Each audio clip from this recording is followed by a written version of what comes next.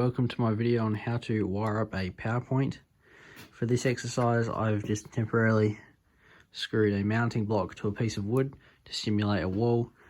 Of course, this is an outdoor socket that is weatherproof, something you usually find maybe in your carport or under your veranda, just for outdoor appliances or whatever. So yeah, let's get into it. So the first thing are the tools needed. What I've got here is just a pair of pliers. These are cross-cut pliers. They are a little bit more expensive, but they do have a nice sharp cut on them. You'll find most tradesmen in the industry will use these over your standard combination pliers, but these tend to work just as well. Next we have a Phillips head screwdriver and a flathead screwdriver. What we have here is a weatherproof outlet, like I just mentioned before. It's the same principle as a normal socket outlet or power point, like so, that you have here, except it's just outdoor rated, has the actual terminals itself on the bottom, keep the rain out, and it also has a seal around the outside of there. But yeah, same wiring as a normal power point. Also have the two screws here that hold the face on. Cable I'm using here is 2.5mm 2-core and earth. The 2.5mm is the cross-sectional area, for focus, the cross-sectional area of the copper strands on the inside of the cables there. You typically find this in lighting circuits on commercial sites, offices, schools, hospitals, you name it. And it's sometimes used for power circuits in small applications like houses and whatnot. You also notice it is double insulated. This is because it is Australian standard that all cable must be double insulated unless it is in some sort of housing like we have here, or conduit. But the conduit or whatever pretty much acts as a second layer of insulation anyway, so yeah. So let's get to work. First things first is cutting the cable to length. Usually a good rule of thumb is about 2/5 away from the wall, or whatever you cut it back to. So just about there will be more than enough.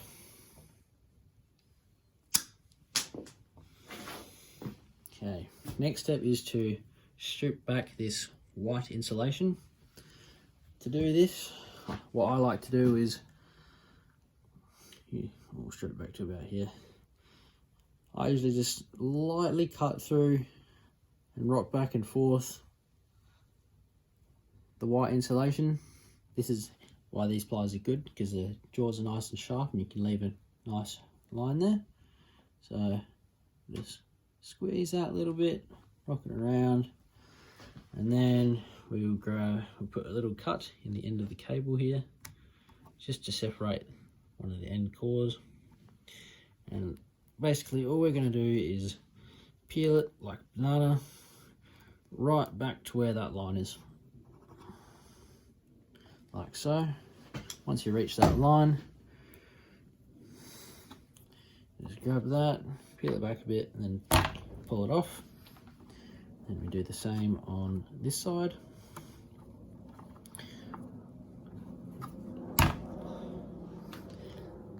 So putting that little indent or line in the white insulation just allows it to have a nice square edge. It's a lot cleaner than just ripping it. Next thing is to strip the inner cores. So we grab our pliers here. We'll start with neutral. Lightly cut through, rock back and forth, and then just push off the outer insulation. We'll repeat the process for each wire.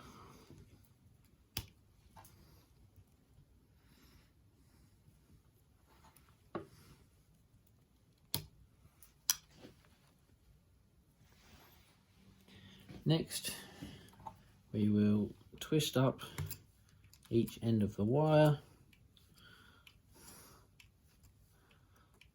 What this does is pretty much makes a nicer connection in the terminal. It's easier to tidy up.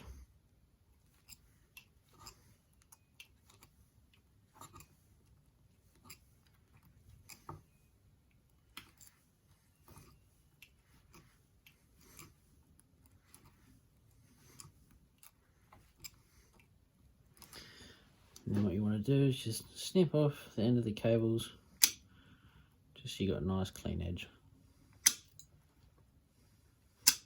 Once you've got a nice clean square edge, what you want to do is just fold over like that, and crimp down, repeat the process. Most of the time you're terminating cables like this, you have two cables running in and they'll be twisted together. So this is only really necessary when you've got one lot of cables coming in. You'll see why in just a second. Cool.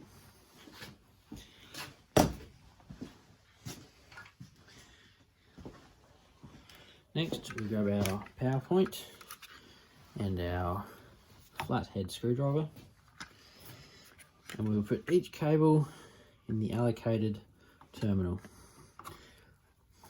As you can see, by folding over the copper strands, it fills up the tunnel much nicer. You'll get a better connection. It's a bit tight. One thing as well when you're doing these, typically they come from the manufacturer already tightened down, so you just have to unscrew the screws a little bit so you can fit the cables in there.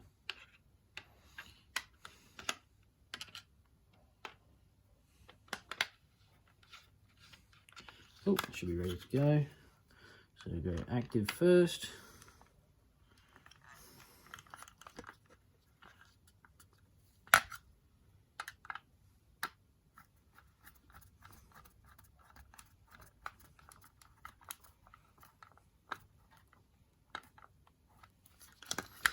And we'll go, next we can do neutral, bring it around there, put it in this terminal.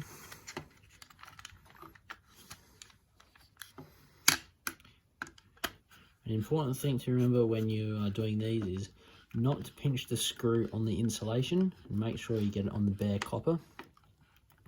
If you do manage to pinch it on the insulation, you're basically not going to get a proper connection or no connection at all.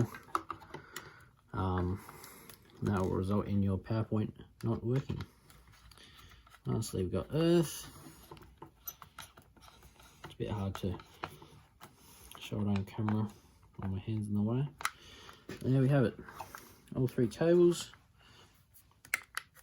going in nicely. None of them are on the insulation. You can see here we have all of our wires screwed in nicely in the terminals, with no copper sticking out, so there's no risk of anything potentially shorting out in the future. One thing to remember is not all cables are red, black and green/gold. Older cables typically can have brown as the active and blue as the neutral, so everything still works. But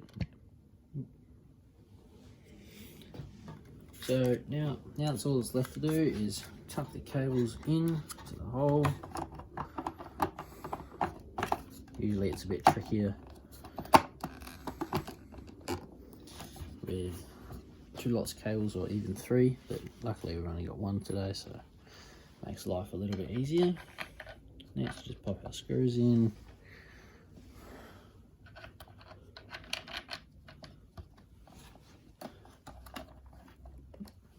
And grab our Phillips head just to tighten those screws.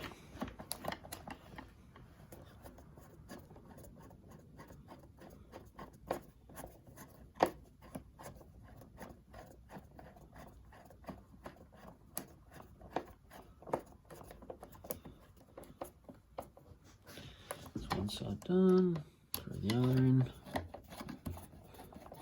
One thing to remember when doing up these, not do them too tight because it is only plastic. So if you do the screws up too tight, they can potentially strip out, and then you'll have all sorts of problems in the future. But that's it, that's all done. Ready to rock and roll. So thank you for watching.